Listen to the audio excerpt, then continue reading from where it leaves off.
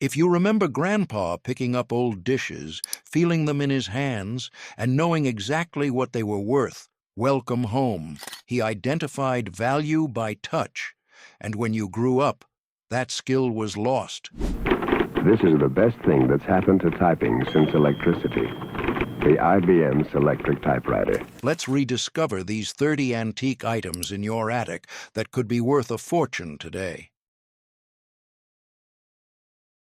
The 1920s cast-iron skillet wasn't just cookware, it was evidence of manufacturing precision when companies like Griswold and Wagner produced pieces so perfectly smooth they rivaled modern non-stick without chemicals.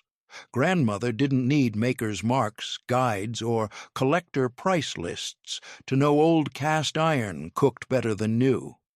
She felt the glassy, smooth cooking surface under her palm at estate sales, recognized the thin walls and perfect heat distribution that modern lodge couldn't replicate, and understood what antique dealers eventually discovered. Pre-1960 American cast iron was engineered at a level corporations abandoned for profit. Nobody taught her foundry history. She learned it by cooking, noticing how her grandmother's 1925 Griswold No. 8 skillet heated evenly while her new 1978 Lodge stuck and scorched. A Griswold No. 8 skillets cost $2 in 1925. Today, collectors pay $200 to $800 for the same pan. What it meant, quality, was something you felt through years of use, not read about in online reviews. By 2010, collector websites and makers' mark databases replaced the instinct for recognizing superior metalwork by touch. With time, digital guides didn't improve the ability to feel quality. They replaced it. What once lived in hands that could detect smooth versus rough casting was outsourced to photos and price guides, and a quiet human ability to recognize craftsmanship through touch was lost completely. The 1950s Pyrex mixing bowl wasn't just kitchen equipment, it was American industrial design when Corning Glass Works produced primary color bowls that became so ubiquitous every grandmother owned the nesting set, yet nobody realized they'd become valuable until thrift stores started pricing them at $5, while eBay listings reached $300 for complete sets. Grandmother didn't need vintage Pyrex collector groups to know her 1956 primary color set was special. She felt the thick, heavy glass that modern Pyrex abandoned for thin, lightweight material, recognized the bold yellow, red, green, blue that corporations replaced with pale pastels, and understood what manufacturers eventually admitted. Original Pyrex was overbuilt, over-engineered, and too expensive to produce profitably. Nobody explained material science. She learned it by breaking, noticing her 1956 yellow bowl survived drops that shattered her daughter's 1985 replacement. A 4-bowl nesting set cost $3.95 in 1956, $45 today. Complete sets now sell for $200, $400. What it meant, durability was built in, not marketed as premium feature. By 2015, online collector communities and color chart guides replaced the instinct for recognizing weight and quality differences through handling. With time, internet research didn't improve the ability to feel superior glass. It replaced touch with screenshots. What once lived in hands that could weigh old versus new Pyrex was outsourced to browser tabs, and a quiet human ability to detect quality through heft was lost completely. The 1940s manual typewriter wasn't just office equipment, it was mechanical perfection when companies like Royal and Underwood built machines so precisely engineered they typed for 50 years without electronic components or planned obsolescence. Grandfather didn't need typewriter collector forums to know his 1947 Royal Quiet Deluxe was valuable. He felt the smooth, weighted key action under his fingers, heard the satisfying mechanical clack that modern keyboards replaced with silent membrane switches, and recognized what manufacturers eventually abandoned: machines built to last lifetimes instead of warranties. Nobody taught him mechanical engineering. He learned it by typing, noticing how his 1947 Royal typed perfectly after 40 years, while his 1985 electric brother died after 3. A Royal Quiet Deluxe cost $64.50 in 1947, $850 today. Working models now sell for $200 to $600. What it meant, machines were built to outlive their owners, not their payment plans. By 2020, online marketplaces and hipster typewriter trends replaced the instinct for recognizing superior mechanics through use. With time, vintage aesthetic appreciation didn't improve mechanical literacy, it fetishized appearance over function. What once lived in fingers that could feel key travel quality was outsourced to Instagram photos, and a quiet human ability to recognize precision engineering through touch disappeared completely. The 1960s? Levi's 501 jean wasn't just workwear, it was American textile manufacturing when Levi Strauss used selvage denim, hidden rivets, and construction methods abandoned for cheaper production that made pre-1971 jeans worth thousands while modern pairs cost $60. Grandmother didn't need vintage denim grading systems to know old Levi's felt different.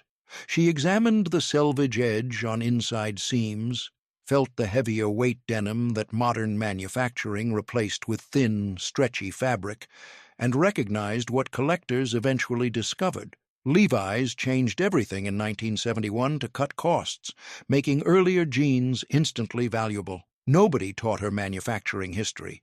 She learned it by wearing, noticing how her husband's 1965 work jeans outlasted 3 pairs of their son's 1985 replacements. A pair of 501s cost $5.95 in 1965, $56 today. Pre-1971 pairs with big E labels now sell for $505,000 depending on condition. What it meant, quality degradation had specific dates when corporations chose profit over product. By 2018, Japanese denim blogs and grading guides replaced the instinct for recognizing selvage and construction quality by touch. With time, obsessive documentation didn't improve the ability to feel denim weight. It created hierarchies normal people couldn't access. What once lived in hands that could weigh fabric density was outsourced to specialist knowledge, and a quiet human ability to recognize textile quality through touch was lost completely. The 1965 metal lunchbox wasn't just a food container. It was a childhood artifact when companies produced embossed steel boxes with character graphics that became so common, mothers threw them away after school years ended, not knowing Beatles' lunchboxes would sell for $1,000 40 years later. Mother didn't need lunchbox price guides to know old metal boxes had value beyond nostalgia. She felt the heavy-gauge steel that modern plastic replaced, recognized the lithographed graphics that hand-riveted handles accompanied, and understood what collectors discovered. Metal lunchboxes were banned in schools by 1985 over safety concerns, making earlier examples finite. Nobody explained collectible markets. She learned it by regret, throwing away her son's 1966 lost-in-space lunchbox that sold for $800 at auction decades later. The 1950s, Singer Featherweight wasn't just a portable sewing machine. It was evidence of when women recognized engineering quality through decades of use when Singer produced the Model 221, weighing only 11 pounds, yet built with all-metal gears and precision that outlasted machines 10 times its size. Grandmother didn't need vintage sewing machine collector groups to know her 1954 black Featherweight was superior to modern machines. She felt the smooth, powerful motor that sewed through denim without struggle, recognized the metal construction that modern Singer abandoned for injection-molded plastic, and understood what has since been lost: the ability to judge machine quality through years of use rather than through online reviews written by people who'd owned things for weeks. Nobody explained mechanical superiority through specifications. She learned it by sewing, watching her 1954 featherweight stitch perfectly after 40 years, while her daughter's 1985 plastic singer jammed constantly and died within 5, proving that quality was something you discovered through decades, not something you read about in product descriptions. What it meant: machine value was proven through survival, through the fact that metal gears still turned smoothly after 10,000 hours, while plastic gears stripped after hundreds. By 2015, online sewing forums and model number databases replaced the instinct for recognizing superior mechanics through decades of use. With time, collector knowledge didn't improve hands-on mechanical literacy. It created price speculation divorced from function. The 1940s. Fiesta plate wasn't just colorful dinnerware. It was evidence of when families recognized quality through weight and color depth, when Homer Laughlin produced plates containing uranium oxide that made glazes glow under blacklight and felt heavier in the palm than modern reproductions. Grandmother didn't need Geiger counters or glaze identification guides to know her 1946 radioactive red Fiesta was different from later pieces. She felt the heavier weight compared to modern reproductions, recognized the specific orange red that Homer Laughlin never replicated exactly after removing uranium, and understood what has since been lost: the ability to detect original ceramics through hands that could weigh density and eyes that could see color saturation differences that online photos couldn't capture. Nobody taught her ceramic authentication through chemistry. She learned it by comparison, holding her 1946 red plate next to her daughter's 1985 Fiesta, and feeling immediately that one was heavier, denser, more substantial, differences her hands registered that no photograph could prove. What it meant: authenticity lived in material properties invisible to cameras: weight, color depth, glaze texture, qualities that required physical handling to detect. By 2010, online radioactivity testing videos and glaze comparison photos replaced the instinct for recognizing original Fiesta through weight and color depth perception. With time, scientific measurement didn't improve sensory discrimination. It made people distrust what their hands and eyes told them. The 1956 Eames lounge chair wasn't just furniture. It was evidence of when people recognized quality through bodies that sat in chairs for years, when Herman Miller produced molded plywood and leather that families used daily, until the chairs seemed old-fashioned and were sold at garage sales, while identical pieces commanded thousands at auction. Grandfather didn't need mid-century modern authentication guides to know his 1958 Herman Miller shell chair was superior to reproductions.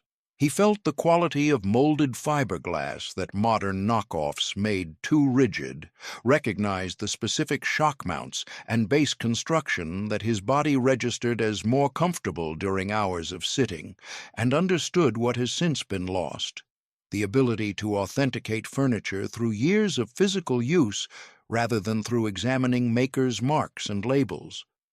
Nobody taught him design authentication through catalogs.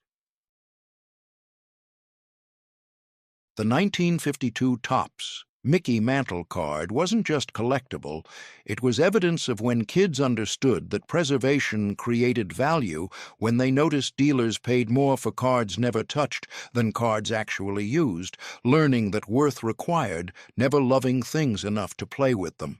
Grandfather didn't need PSA grading services to know condition mattered more than joy. He watched card shows where dealers examined corners under magnification, recognized that cards kept in drawers untouched were worth exponentially more than cards that had been played with and loved, and understood what has since been formalized into rigid systems: the lesson that value required preservation, that negated purpose. that cards worth money were cards that were never enjoyed. Nobody taught him this cruel arithmetic through grading scales.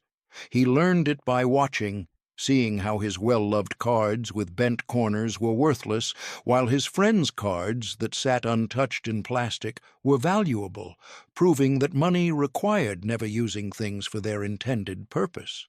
What it meant, the economic system taught children that loving things destroyed their value, that use was the enemy of worth, that cards, meant to be played with, became valuable only if never played with. By 2005, third-party grading services and population reports replaced even the ability to see this cruelty clearly. With time, professional grading didn't improve condition assessment. It made the lesson official, codified, unquestionable. What once lived in children who learned that play destroyed value was outsourced to plastic slabs that made the rule explicit. Mint meant untouched, and untouched meant unloved, and a quiet human ability to question whether value should require never using things was lost completely. The 1960s Corningware dish wasn't just ovenware. It was evidence of when women tested quality through thermal shock survival when Corning produced pyroceram that went from freezer to 450-degree oven without breaking, a test that proved durability through extreme use. Grandmother didn't need Corningware collector identification guides to know her 1965 blue cornflour casserole was superior to modern replacements. She tested it by actual use, taking dishes from freezer to oven repeatedly, subjecting them to temperature changes that shattered modern Corningware imports within months, and understood what has since been lost: the ability to authenticate quality through destructive testing rather than through reading bottom stamps. Nobody explained materials engineering through technical specifications. She learned it by cooking, watching her 1965 dishes survive 40 years of temperature abuse that destroyed her daughter's 1995 replacements within 3 years, proving that quality was something you discovered through trying to break things, not something labels promised. What it meant, durability, was proven through survival of abuse, through the fact that dishes handled hundreds of freeze-to-oven cycles without cracking, while modern versions failed after dozens. By 2018, online pattern identification guides and markings databases replaced the instinct for authenticating pyroceram through thermal shock testing. With time, visual authentication didn't improve material literacy. It made people trust stamps over performance. What once lived in women who knew their dishes' capabilities through decades of extreme use was outsourced to people who identified Corningware by looking at bottoms without ever testing whether it could actually survive freezer to oven, and a quiet human ability to authenticate through destructive use disappeared completely. 10 items in, and the pattern becomes impossible to ignore. Attic wealth wasn't identified through Google searches or online price guides. It required material literacy accumulated through decades, hands that could weigh density, eyes that could see color depth, bodies that could feel furniture quality through years of sitting, fingers that tested thermal shock survival. Featherweights, Fiestaware, Eames chairs, baseball cards, and Corningware weren't just valuable objects instead of using, and 20 more attic items prove we'll never recognize material quality through experience again. The 1930s glass. Christmas ornament wasn't just holiday decoration, it was evidence of when families authenticated heirlooms through fingertips, when grandmothers felt the concave indent where glassblowers attached pipes, and knew instantly hand-blown versus molded, real versus reproduction.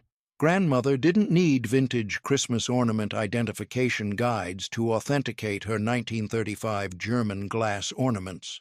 She felt the thin, delicate glass under her fingertips, recognized the concave indent her thumb detected that her eyes might miss, and understood what has since been lost: the ability to authenticate through touch before checking bottom stamps, the knowledge that fingers could feel manufacturing methods that photographs couldn't show.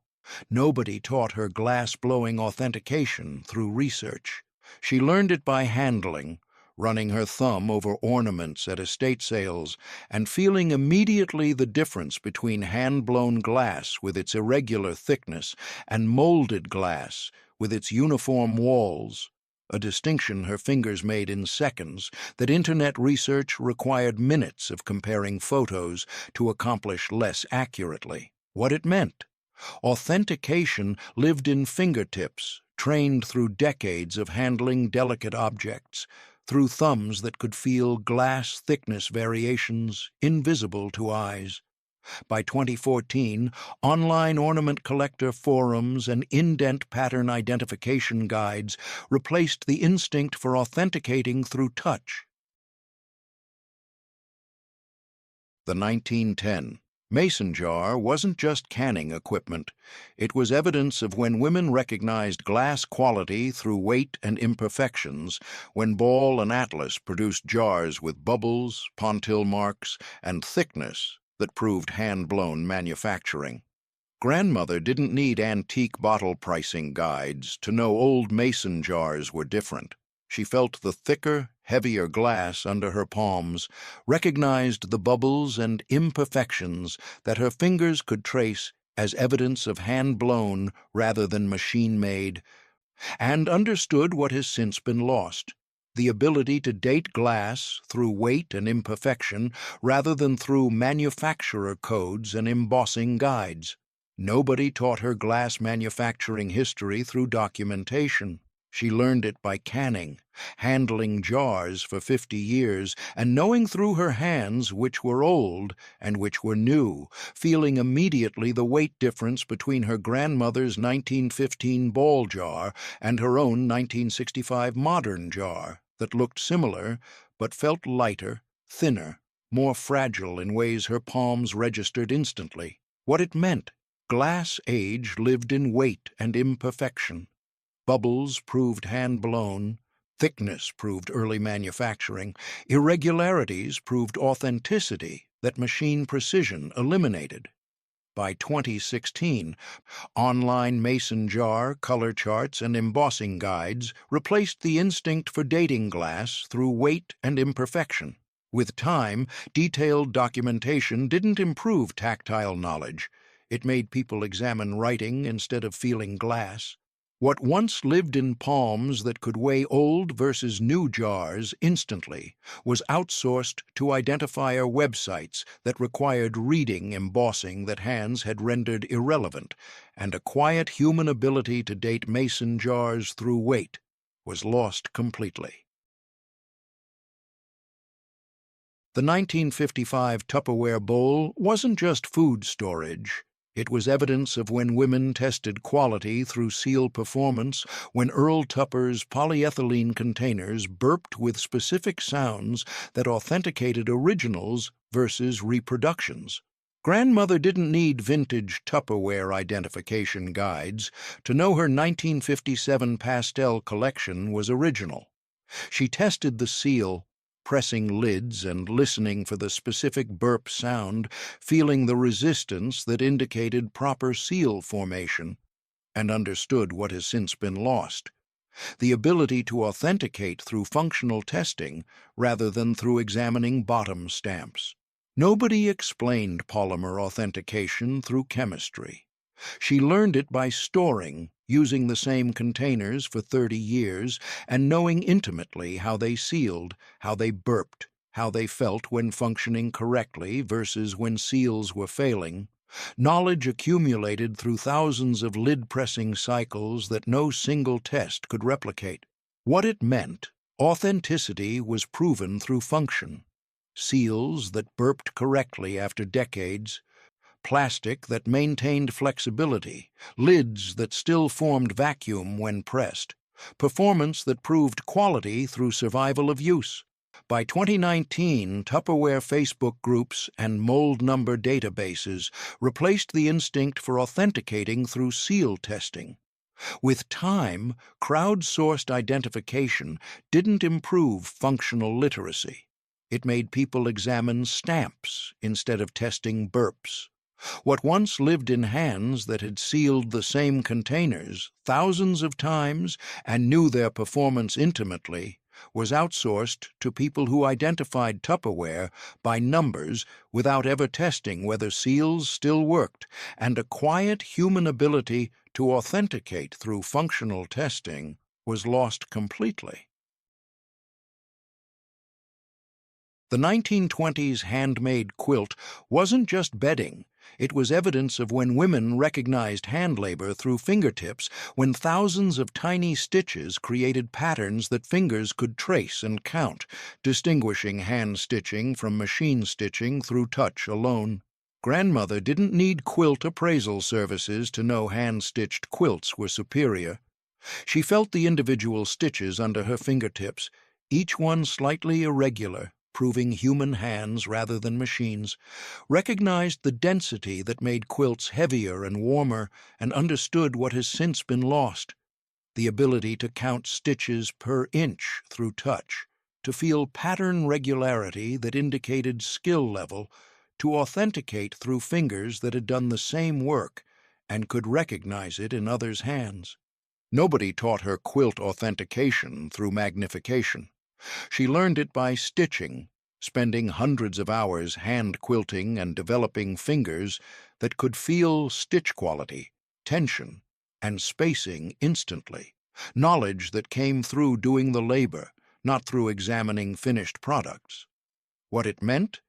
Hand labor was recognizable to hands that had done the same work. Fingers that had quilted could feel quilting. Hands that had stitched could detect stitching. Tactile knowledge that came through doing rather than through observing. By 2017, online quilt authentication guides and stitch count calculators replaced the recognition of hand labor through touch. The 1965 Tonka dump truck wasn't just toy, it was evidence of when families recognized durability through multi-generational survival, when steel trucks withstood decades of outdoor play that destroyed their plastic replacements within months. Grandfather didn't need vintage toy price guides to know old Tonka trucks were built differently. He watched his grandson play with his 1965 metal Tonka the same way he had 40 years earlier, dropped from heights, buried in dirt, left outside through winters, and understood what has since been lost: the ability to recognize quality through witnessing multi-generational survival rather than through reading product specifications. Nobody taught him materials comparison through research. He learned it by watching, seeing toys he'd abused as a child still function perfectly while his grandson's modern plastic Tonka broke within a month, proving that durability was something you witnessed through decades, not something labels promised. What it meant: quality was proven through survival across generations. Toys that functioned after 40 years of abuse, metal that didn't break. The 1958 Leica M3 wasn't just a camera. It was proof that photographers once read light with their palms before light meters told them what to see. Grandfather didn't need automatic exposure or battery-powered sensors to know when the bride's face caught perfect window light. He held his hand toward the church glass, counted how fast his shadow sharpened on the pew, and set f8 at 1/125th with the buttery click of manual aperture rings. Nobody taught him inverse square law. He learned it by shadow, the same way his father shot portraits in Coal Town studios where electricity died every winter storm. That Leica rangefinder held focus through 30 years of weddings. The brass focusing helical moved smooth as oil under his thumb. No hunting, no motors, no beeping, keeping sharp what mattered without corporate permission. What it meant: light lived in his palm temperature, not a screen's recommendation. By 1985, autofocus systems and online exposure calculators replaced the instinct for reading light through skin. With time, automation did not improve seeing. It removed it. What once lived in hands that felt when shadow edges meant stop down, 2 stops, was outsourced to electronics that measured but couldn't feel, and a quiet human ability was lost completely. The 1947 Hedon River runt wasn't just bait.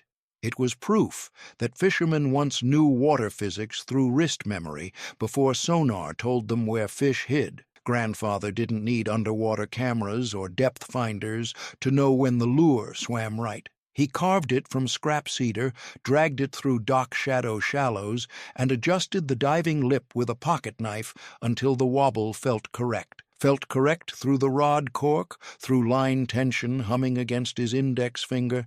Nobody sold him fluid dynamics. He learned it by hunger, the same way his father knew which wobble frequency triggered strikes when grocery money ran out in March. That hand-tuned wobble caught base for 32 years. The wire-through construction survived strikes that snapped modern plastic at the hook eye.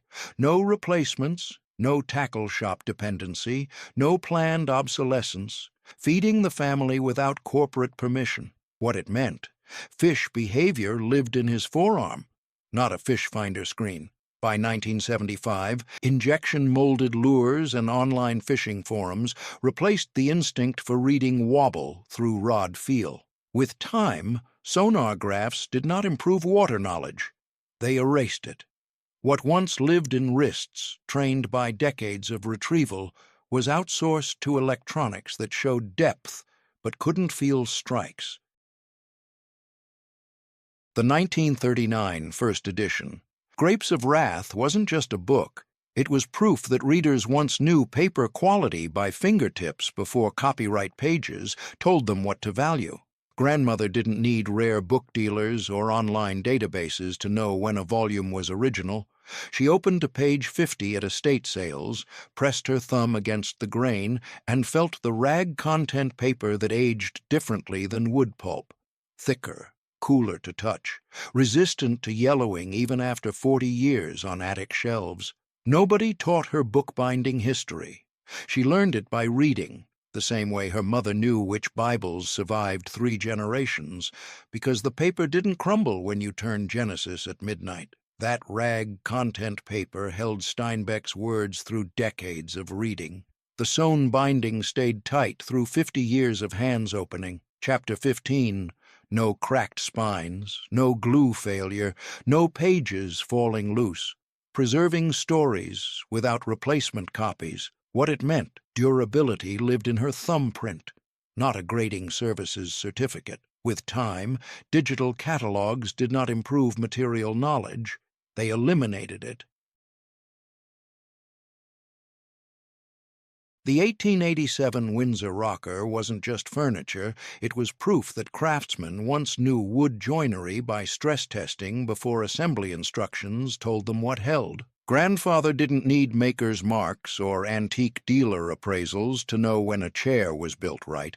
He sat down hard at auctions, rocked back with full weight. Silence meant the mortise and tenon joints still held tight after 65 years. Creaking meant glue or screws hiding failed joinery underneath new varnish. Nobody taught him traditional construction.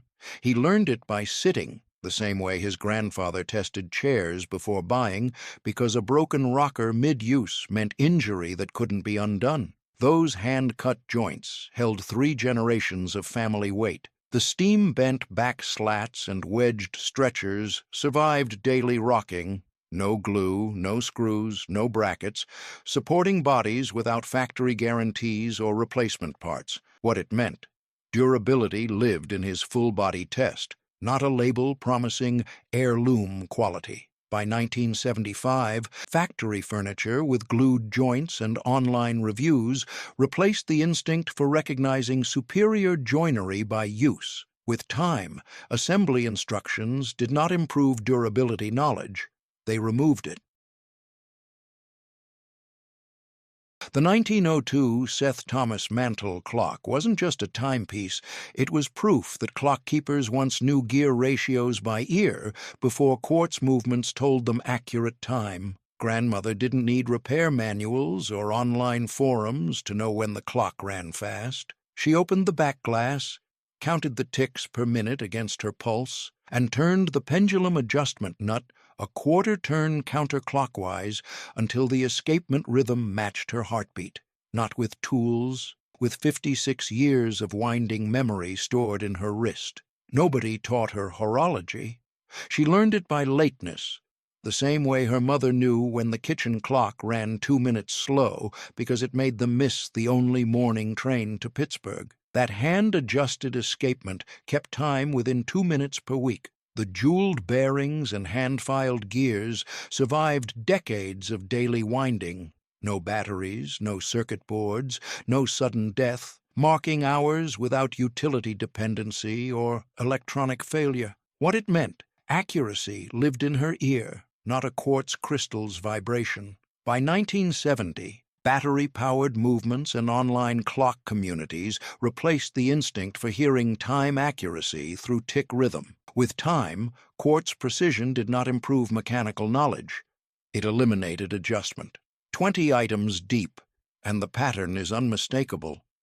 Attic value wasn't about collector guides. It was about material literacy built through decades of physical testing. Cameras authenticated by palm red light, lures tuned by wrist feel wobble, books verified by thumbprint texture, chairs tested by full weight rocking, clocks adjusted by ear-counted ticks. By the 1970s, automation and online databases didn't improve human knowledge. They replaced embodied experience with screens. What once lived in hands, ears, and bodies trained through years of survival was outsourced to services that measure but cannot feel. 10 items remain. The 1946 Philco Bakelite radio wasn't just electronics. It was proof that listeners once knew frequency drift by ear before digital tuning told them which station played. Grandfather didn't need signal meters or online forums to know when 710 AM started bleeding into 720. He heard the tube warm-up drift, that quarter-inch slide on the dial every evening as components heated, and compensated by turning the knob a 16th-inch counterclockwise without looking mid-broadcast, keeping Edward R. Murrow's voice clear through static. Nobody taught him RF theory. He learned it by listening. The same way his father tuned ship radios in 1918 when losing the signal meant missing distress calls in the Atlantic. That hand-wired chassis pulled stations 500 miles away. The large speaker and tube amplification delivered warmth modern transistors abandoned. No digital processing, no presets, no automation, connecting voices without subscription fees or corporate gatekeepers. What it meant, signal clarity lived in his fingertip adjustments, not an algorithm's guess. By 1970, transistor radios and digital tuning replaced the instinct for compensating drift by ear. With time, solid-state circuits did not improve listening. They removed adjustment.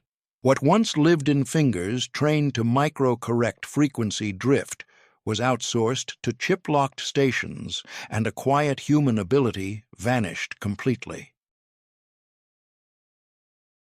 The 1925 Stanley No. 4 hand plane wasn't just a tool, it was proof that woodworkers once knew edge sharpness by feel before carbide blades told them when to replace. Grandfather didn't need sharpening guides or online tutorials to know when the iron dulled. He dragged his thumb across the bevel at a 45-degree angle, not pressing, barely touching, and felt when the edge no longer caught his fingerprint ridges, when it slid smooth instead of grabbing microscopic skin texture. Nobody taught him metallurgy. He learned it by planing, the same way his father knew a dull blade meant tear out, and a sharp blade meant glass smooth maple, and torn grain meant starting over. That laminated steel blade held its edge through an hour of planing. The machined sole stayed dead flat across decades of use. No warping, no power cords, no motor replacements, smoothing wood without electricity or planned obsolescence. What it meant, sharpness lived in his thumbprint, not a disposal schedule. By 1985, carbide throwaway blades and power planers replaced the instinct for detecting sharpness by touch. What once lived in thumbs trained to feel when steel needed honing was outsourced to replace when dull instructions, and a quiet human ability was lost completely. The 1947 Parker 51 wasn't just a pen, it was proof that writers once knew nib pressure by hand before ballpoints told them how hard to press. Grandmother didn't need writing guides or online reviews to know when a nib was perfectly adjusted. She wrote 3 sentences on scrap paper at estate sales, felt whether the tines spread evenly under light pressure, and listened for the whisper scratch of iridium on fiber. Not the dig and skip of misaligned tips, the smooth glide of hand-tuned gold work. Nobody taught her nib mechanics. She learned it by correspondence, the same way her mother knew a scratchy pen meant recopying 8-page letters to Pennsylvania cousins, and ruined stationery couldn't be replaced until spring. That 14K gold nib flexed through 30 years of writing. The capillary feed system delivered ink without skipping, no disposable cartridges, no throwing away when empty, no planned obsolescence, recording thoughts without corporate dependency. What it meant, writing comfort, lived in her grip pressure, not medium point standardization. With time, cheap convenience did not improve writing. It removed adjustment. What once lived in hands that detected perfectly aligned versus crossed tines through pressure feedback was outsourced to writes every time marketing, and a quiet human ability was lost completely. The 1932 Christensen agate sulfide marble wasn't just a toy. It was proof that children once knew handmade quality by examination before machine molds told them what looked right. Grandfather didn't need collector guides or online auctions to know which marbles were special. He held them to sunlight at flea markets, rotated them slowly, and looked for the pontil mark, that rough spot where the glassblower's pipe snapped off, leaving evidence no machine could fake. Nobody taught him glass composition. He learned it by playing, the same way his father knew which marbles were worth keeping because hand-ground ones rolled true while machine-made ones wobbled off course in championship games. Those hand-blown swirls contained designs no two alike. The aventurine sparkle and suspended ceramic figures survived decades of schoolyard combat. No plastic coating, no factory duplication, no mass production, winning games without corporate branding. What it meant, craftsmanship lived in his close looking, not a price guide's estimate. By 1960, machine-molded marbles and online identification charts replaced the instinct for spotting hand-blown details by eye. With time, mass production did not improve play. It removed uniqueness, and a quiet human ability was lost completely. The 1935 pink Madrid dish wasn't just tableware. It was proof that households once knew glass quality by weight before pattern books told them what to collect. Grandmother didn't need depression glass clubs or online databases to know when pressed glass was well made. She lifted plates at estate sales, felt the heft and thickness in her palm, and ran her thumb across the molded pattern.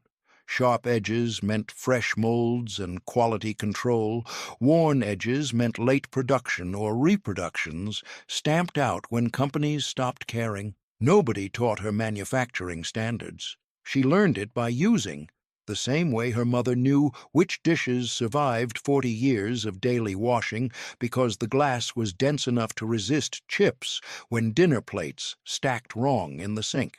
Those uranium-tinted colors glowed under sunlight. The pressed patterns stayed crisp through decades of use. No dishwasher coatings, no break-resistant formulas, no safety regulations, serving meals without replacement cycles or corporate upgrades. What it meant, Durability lived in her palm weight, not microwave-safe labels. By 1980, online pattern databases and UV blacklights replaced the instinct for recognizing quality by touch. With time, digital identification did not improve material knowledge. It eliminated handling. What once lived in hands that detected original versus reproduction by weight and pattern sharpness was outsourced to Xiaoming testing, and a quiet human ability was lost completely. The 1955 Royal Quiet Deluxe wasn't just office equipment. It was proof that typists once knew key tension by touch before computers told them when letters appeared. Grandfather didn't need typing tutorials or ergonomic studies to know when a typewriter was properly adjusted. He pressed each key at the repair shop, felt the resistance and spring back, and listened for the solid thunk of type bars hitting platen with enough force to make carbon copies through 4 sheets, not the mushy bounce of worn springs or sticky escapements. Nobody taught him mechanical adjustment. He learned it by correspondence, the same way his father knew a weak key strike meant clients couldn't read the 4th carbon copy, and retyping contracts meant losing business to faster offices downtown. Those glass keys and steel type bars lasted through decades of daily typing. The mechanical linkages required no electricity, no screens, no batteries, no software updates, recording words without corporate permission or planned obsolescence. What it meant, typing force lived in his fingertip pressure, not a keyboard's registration. By 1985, electric typewriters and word processors replaced the instinct for feeling proper key tension. With time, automation did not improve typing. It removed mechanical knowledge.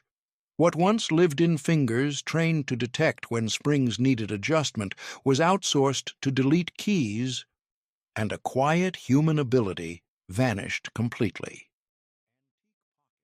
The 1918 Elgin Railroad pocket watch wasn't just a timekeeper, it was evidence that railroad men once maintained accuracy through acoustic regulation when mechanical movements required daily listening and tick counting against reference clocks, taught auditory precision that atomic synchronization eliminated. Grandfather didn't need smartphone time checks, GPS satellites, or internet synchronization services to know when his watch ran true. He held the gold-filled case to his ear twice daily, once at 6 a.m. before his shift started, once at 6 p.m. when he punched out, counted the ticks he heard against the brass regulator clock mounted on the telegraph office wall that received time signals from the Naval Observatory in Washington, and adjusted the hairspring regulator screw with a fingernail-width counterclockwise turn when his watch gained time, or a clockwise turn when it lost time, making micro-adjustments until both timepieces matched within 5 seconds over a 24-hour period. Not with jeweler's tools or specialized equipment, with listening, with hearing when the escapement, the mechanical heartbeat of the watch, beat too fast with a hurried tick-tick-tick rhythm indicating the hairspring was too tight, or dragged too slow with a labored tick, tick, tick indicating the spring tension was too loose. Nobody taught him precision timekeeping methodology through formal horological training. He learned it by fatal consequences, the same way his father knew being 2 minutes wrong on the schedule board meant missing train meets at single-track passing sidings where eastbound and westbound trains were supposed to clear each other according to precise timetables, and missing those meets meant head-on collisions at combined speeds exceeding 100 miles per hour that killed entire train crews, demolished locomotives worth tens of thousands of dollars, and shut down rail lines for days while wreckage was cleared and track was rebuilt. That 21-joule movement, joules being synthetic ruby bearings that reduced friction at pivot points, kept railroad time for 40 years of daily use without major overhaul.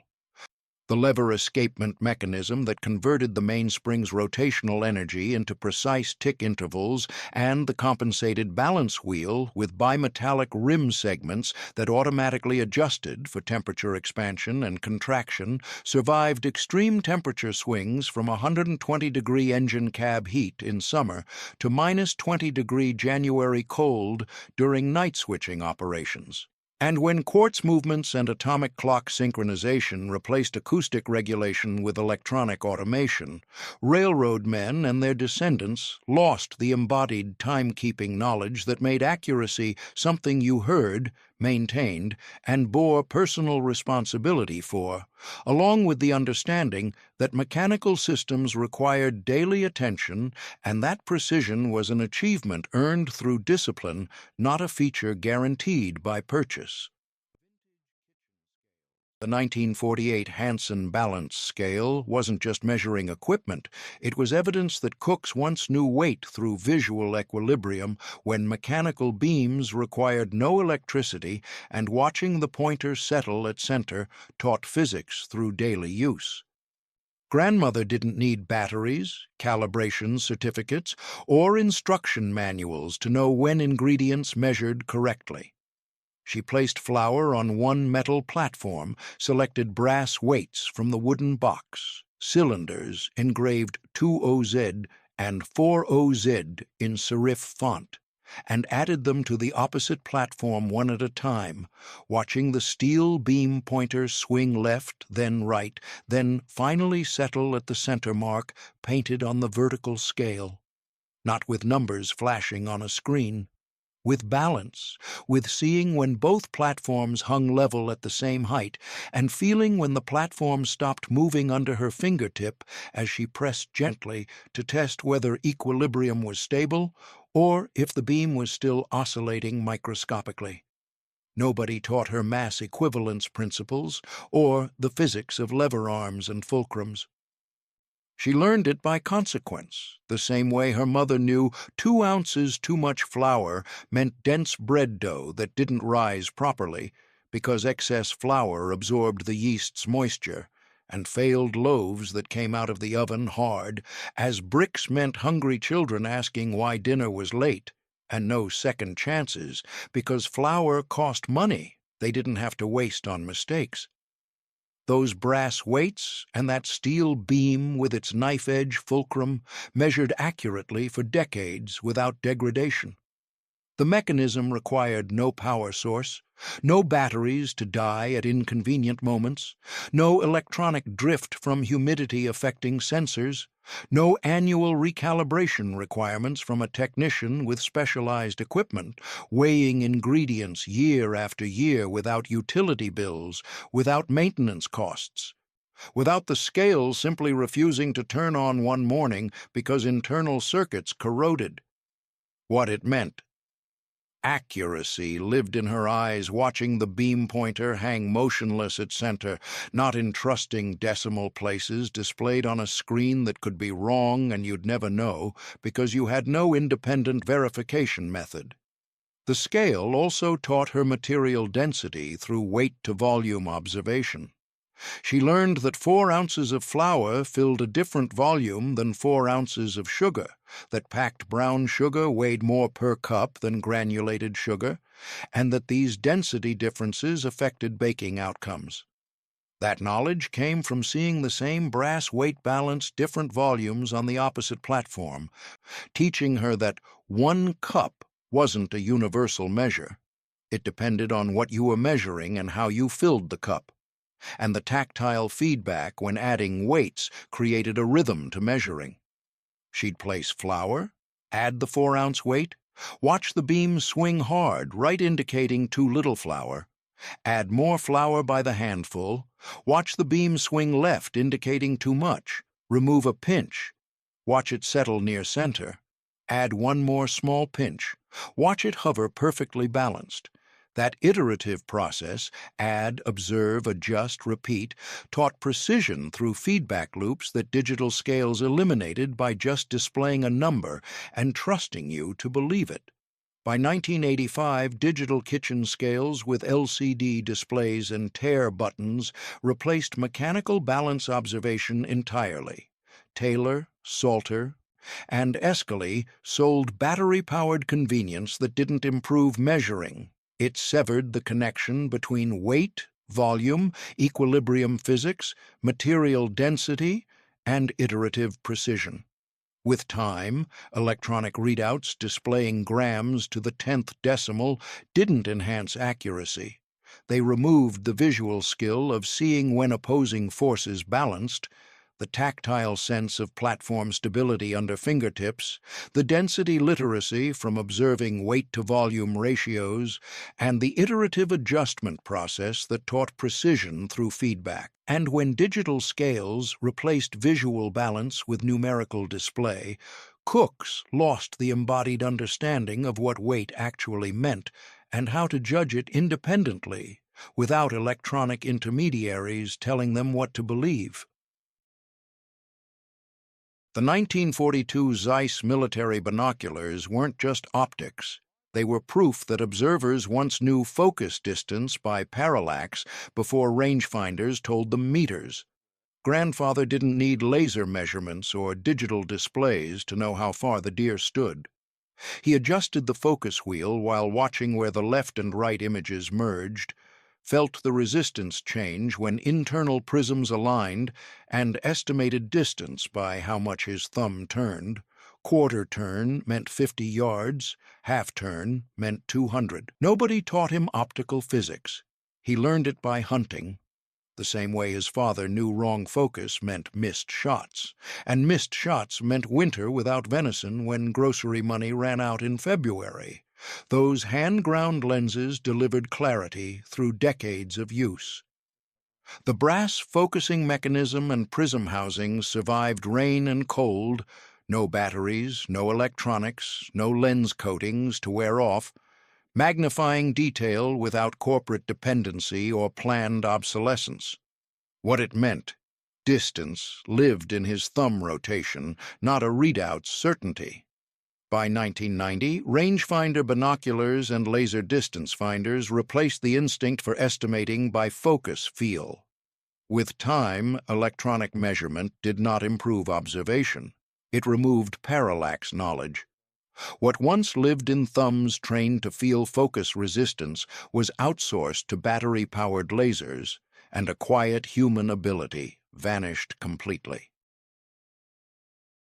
The 1935 Solingen straight razor wasn't just a shaving tool, it was proof that barbers once knew edge geometry by stropping sound before disposable blades told them when to replace. Grandfather didn't need sharpness testers or online tutorials to know when the razor was ready.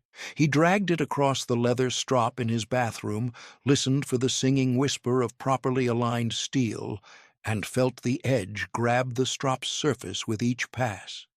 Not slip across it, grab it, pulling microscopic burrs into alignment through sound and resistance feedback. Nobody taught him metallurgy. He learned it by blood, the same way his father knew a dull razor meant cuts that wouldn't stop bleeding, and infected cuts meant missing work, when missing work meant losing the job. That carbon steel edge lasted through decades of daily shaves.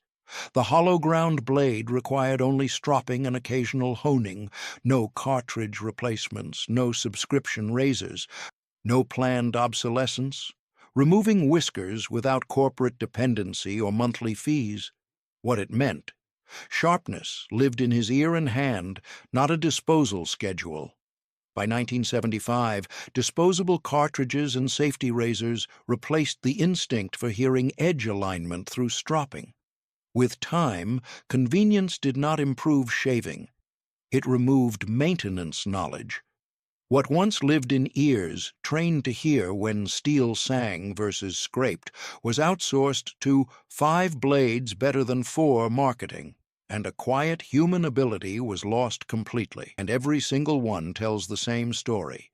Value wasn't about price guides or collector markets. It was about material literacy built through decades of physical interaction with objects that didn't lie. cameras authenticated by palm red light. By the 1990s, online databases, collector forums, grading services, and authentication guides replaced every single instinct. With time, digital systems didn't improve human knowledge. They eliminated the need for bodies to interact with materials at all. What once lived in hands, ears, eyes, and thumbs, trained through years of use, survival, and consequence, was outsourced to screens that displayed information but couldn't teach experience. The attic items aren't valuable because collectors pay money. They're valuable because they're the last physical evidence that humans once knew materials without being told, and that ability, more than any object, is what was lost completely.